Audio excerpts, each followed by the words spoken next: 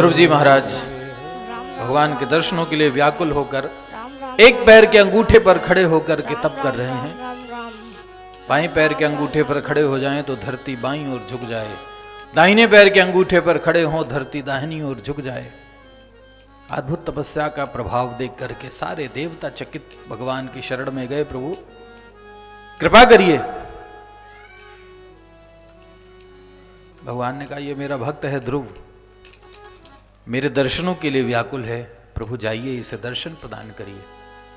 भगवान सहस्र ईर्षा हजारों मुख वाले जो प्रभु हैं आज गरुड़ पर सवार होकर शंख चक्र गदा पद्म लिए हुए ध्रुव के सामने आकर के खड़े हो गए।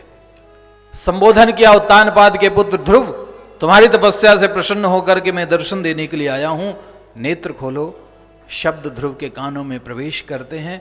ध्रुव जी ने जैसे ही नेत्र खोले, सामने श्याम सुंदर आनंद कर चतुर्भुज स्वरूप को धारण किए हुए भगवान नारायण को देख करके रोमांचित हो गया, चरणों में जाकर के लेट गया प्रभु के।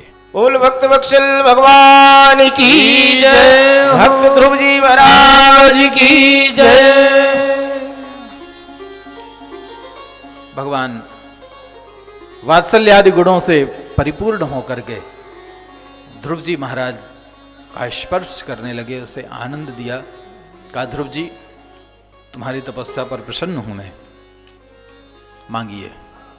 ध्रुव जी ने कहा प्रभु भगवान यदि मैं दोषम तपसा परमं गतः स्तोतुम सदहम इच्छामि वरमेन प्रयक्ष में। प्रभु यदि आप संतुष्ट हैं और मुझे वरदान देना चाहते हैं तो बस इतना वरदान दे दीजिए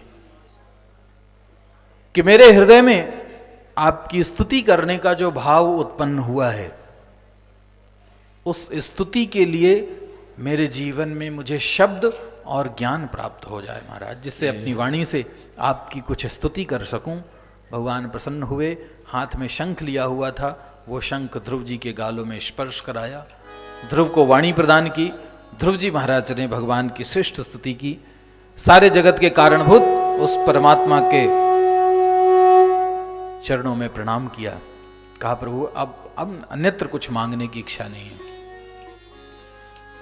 कहा ध्रुव जी आपके मन में ये अभिलाषा थी कि संसार में जिस पद का किसी ने आज तक भोग ना किया हो वो एक श्रेष्ठ पद मुझे प्राप्त हो जाए।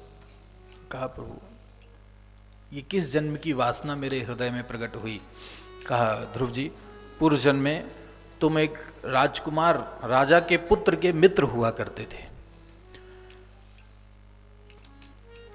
उस राजपुत्र के वैभव को देख करके तुम्हारे मन में भी इस प्रकार की कामना जागृत हो गई कि अपने मित्र के समान मैं भी किसी देश का राजा होता, राजपद पर आसीन होता, सिंहासन पर आसीन होता।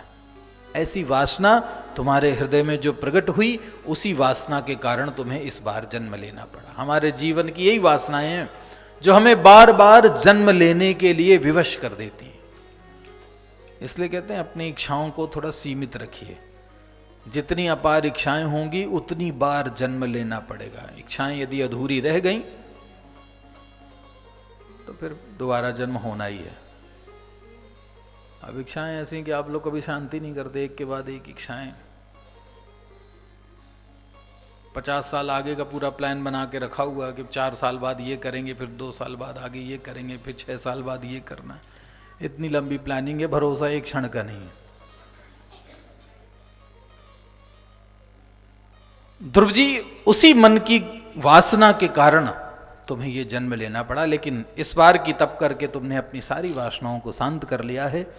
अब मैं तुम्हें वरदान देता हूं 36,000 वर्षों तक इस पृथ्वी पर शासन करने के बाद, तुम्हारी सारी वासनाओं की रिक्तता होने के बाद तुम्हें मैं योगियों के लिए भी दुर्लभ, जिस पद का आज तक किसी ने भोग नहीं किया, वो दुर्लभ ध्रुव पद मैं तुम्हें प्रदान करता हूं। ध्रुव जी वरदान को प्राप्त करके बहुत प्रसन्न नहीं हुए, लेकिन भगवान को प्रणाम किया, उनके आदेश को स्वीकार किया।